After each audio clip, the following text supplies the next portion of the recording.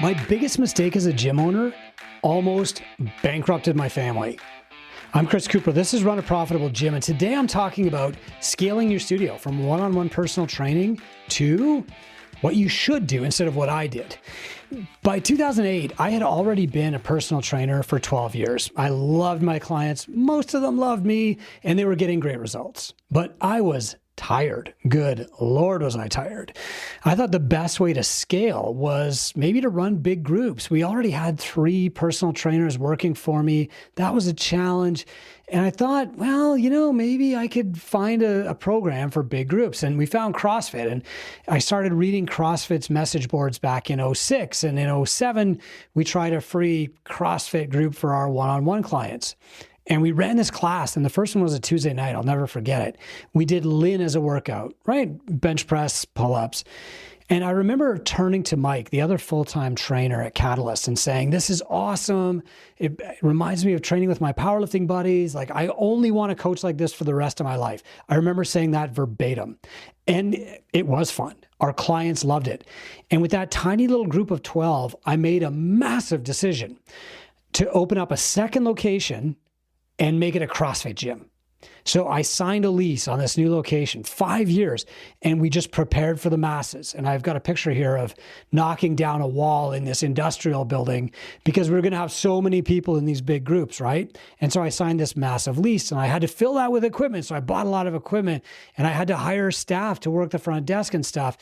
And I was sure, like, everybody's going to love this as much as I do. And if I build it, they will come. Right? You've heard that before.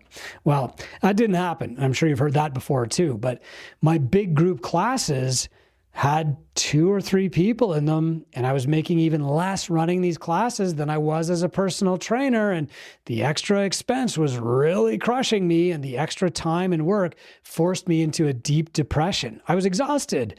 I was getting up at 4:30 in the morning, going to the gym, running a class, finishing at 9 o'clock, cleaning, and then driving home. And I did that for over 2 years.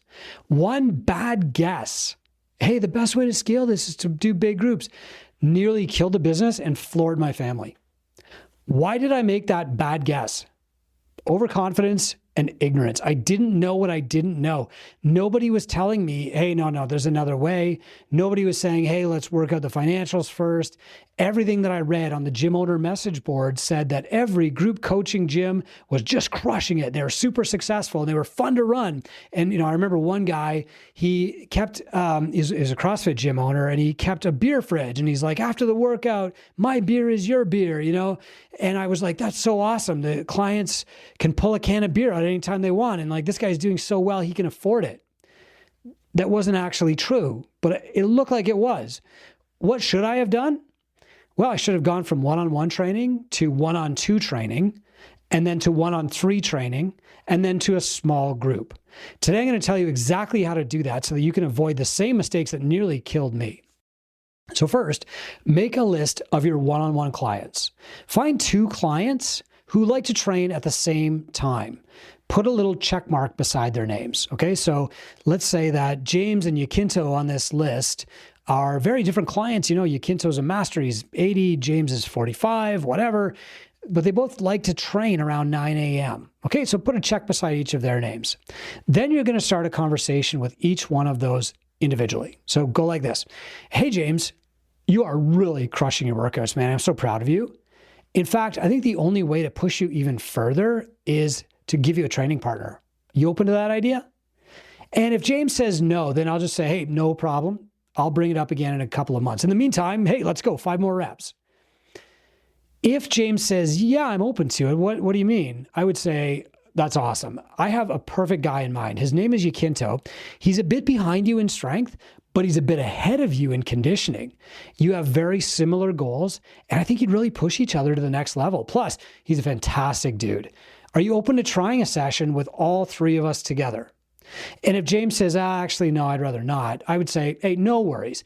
Hey, I've got another option too. Sarah has slightly different goals, but she's super competitive and her schedule is exactly the same as yours. I think you'd push each other. Do you want to try a session with Sarah?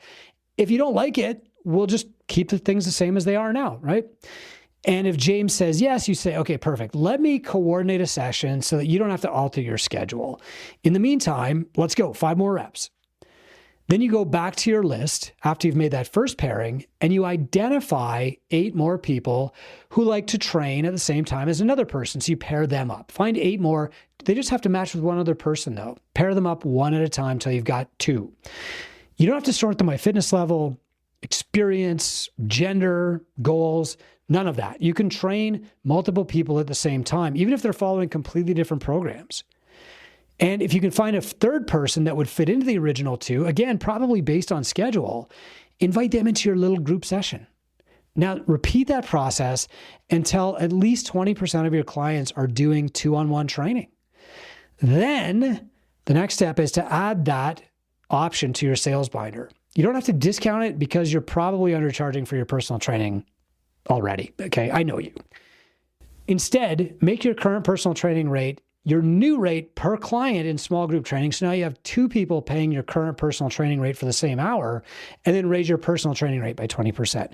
If you feel like the personal training rate is as high as you can go, then put 2 people together and bring the rate down by 10 to 20% at the most. But this will encourage even more people to join your small group program, okay? Now, there are some common mistakes here. Don't worry if you're not starting with a lot of one-on-one clients. If you're going from big group to small group, we'll get there. Right now, though, I'm going to talk about going from one-on-one to small group. So the common mistakes here are treating group training, small group training, like big group training. So don't open up specific hours of the day, like I can take a small group at 10 and 3 and try and fill them. Instead, group your clients together like I just went through. And don't call them classes. There are a lot of people out there who own franchises for small group training who do not allow their coaches and owners to call them classes. They feel that calling it a class devalues the product by creating confusion with gyms that run big group classes like CrossFit gyms, Orange Theory, boot camps, okay? The second mistake that a lot of people make when they're adding small group is they underprice. Your one-on-one clients are not picking the personal training option because it's cheap. They value coaching and they value schedule flexibility and having their own program. You might think that small group training is worth less than personal training, but you're probably already undercharging for personal training anyway. So make the small group rate the same as your current personal training rate and raise your personal training rate by 20% instead of discounting the rate for every person in the small group. Okay. Another mistake is that some gyms run small group and big group classes at the same time. The problem is that your clients can't tell the difference. Like if the name is similar, they think it's the same thing, right? So, especially if they're in a group class at 6 a.m. that only has 3 other people in it, why would they pay more to go in a small group with 3 people in it just because the name is different? Okay, so later I'm going to tell you again, like if you're just running big group classes right now and you want to move to a higher value small group offering, I'll tell you the steps to do that. Okay. How do I know this to work? Well, after collecting data from tens of thousands of gyms in our State of the Industry survey over the last 7 years, and by the way, we publish this every year just to help you. We give it away for free. You can look at the data from thousands of gyms, and it will tell you that the small group training model is emerging as the most profitable with the least amount of work and the least amount of overhead and expenses and staffing. I kind of wish it wasn't true. I love coaching a big group. It's a lot of fun, but it is true. And I have to tell you, after nearly 30 years coaching fitness, small group training is a lot of fun to coach. You don't just keep having the same conversation about the weather and the sports team one-on-one all day like I used to. Instead, you have this cool little conversation going with 3 or 4 people. They're cheering for each other, but they're focused on themselves. And you're going from person to person, encouraging and coaching them. It is fun. Now, look, if you're running big group classes, if you're running a boot camp, if you're running Pilates, if you're running CrossFit, here's the crazy irony. Greg Glassman, the founder of CrossFit, actually didn't run big group classes. He went from one-on-one to one-on-2, one-on-3, one-on-4, and finally maybe groups of 5 sometimes. I didn't understand that from reading the instructions on the CrossFit message boards, and it seemed like everybody was killing it. but they weren't. And there are thousands of bankrupt CrossFit affiliates who wish they had understood how the original CrossFit gym was run, because they could have taken far less risk, started in a much smaller space, and had the runway to actually be successful. When I finally understood what was actually happening, because I got a job working for CrossFit and started asking Greg these questions, I felt like it was already too late. I was already offering group classes and one-on-one. But it's not too late. It's never too late. Recently, after 18 years owning a gym, I made the switch to semi-private, which is small group training, and I'll explain the difference here in a moment. And after helping hundreds of class-based gyms around the world add small group coaching, we have a dialed process to do it. Okay, here it is. So the first thing you want to do if you're running big group classes is call your small group offering semi-private training. You might understand the value between big group classes and small group or classes, but your clients probably don't. So you want to give it a name that's different from what you're currently doing. And, by the way, traditionally, small group training and semi-private training mean slightly different things. Small group training means everybody in the group, 4, 5, 6 people, are doing the same program. Semi-private training means that everybody in the group, 4, 5, 6 people, each has their own specific program designed for them, and they're training at the same time with the same coach. You can use whatever term you want. There's no legal limits to which term you use. And if you're selling big group classes, I recommend that you start selling semi-private so that your clients can tell the difference and know that it's not the same thing on a smaller scale. Especially because if I'm a client in your 6 a.m. group and there's usually 4 people who show up, why would I pay more to be in a small group of 4 people? Okay. Now, start the process with your one-on-one clients. If you're not offering any one-on-one at your gym, start there. Start by offering some one-on-one. This will slow your progress by a few months in adding small group, but you need some time to build up your one-on-one coaching skills and your one-on-one clientele anyway. So this is still something that you can do easily within the next 6 months, but you're not going to offer a small group coaching program or a semi-private program today. Okay. Follow the instructions from earlier in this podcast to move clients from one-on-one into small group or semi-private over time. Next, for people who are in your group classes, use your goal reviews to move clients from classes to small groups or to semi-private sessions. When you ask the question, are you totally satisfied with your progress? You want to listen for the ones who say, yes, but, I wish it was faster, or, well, not really. I thought this would happen a lot faster. Those are signals that clients can use more direct coaching, and they want more direct coaching. They just don't know how to ask for it because they don't know what options you have. For them, you should make a new prescription for the semi-private option. Here's what I recommend. How does that sound? The next step is to add your small group option or semi-private into your pricing binder. Present this as the option for your new clients. So my pricing binder has 3 options. There's one-on-one, which is the highest price. There's semi-private, which is about 10% less per person, but there are 4 in a group. And there's fully customized programming and individual accountability, of course. And then there's the group option, which is the budget option for a client who wants a preset program and coaching in a fun environment with up to 12 others. We're a coaching gym. I don't have a low budget access option. My budget option is coaching in a big group. And when you show up for that group, it's going to be fun. There's definitely pros, but you might be one of 5, you might be one of 15. Okay.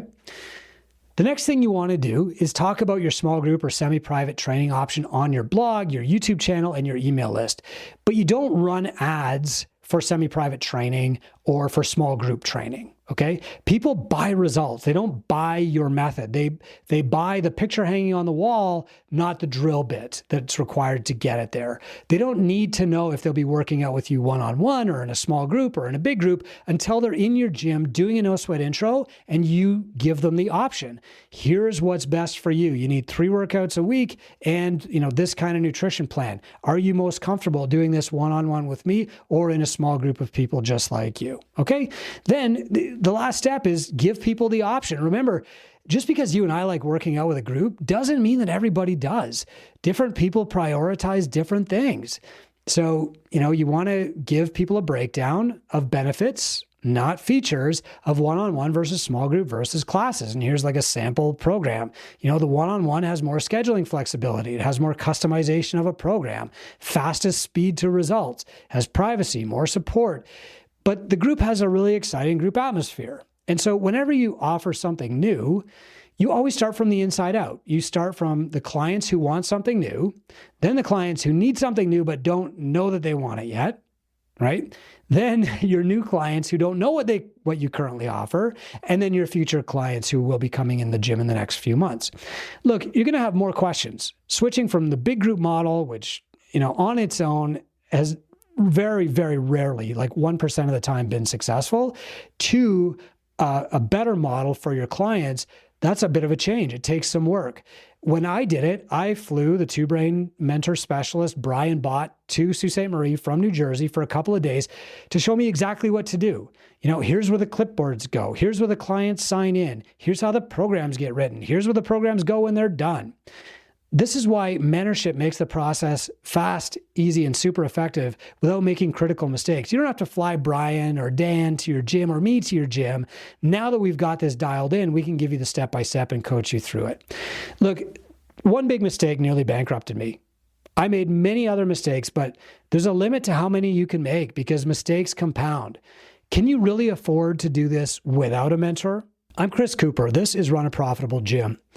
I'm never going to force a model on you. I'm never going to say you can't run big group classes. There are gyms who are doing that successfully.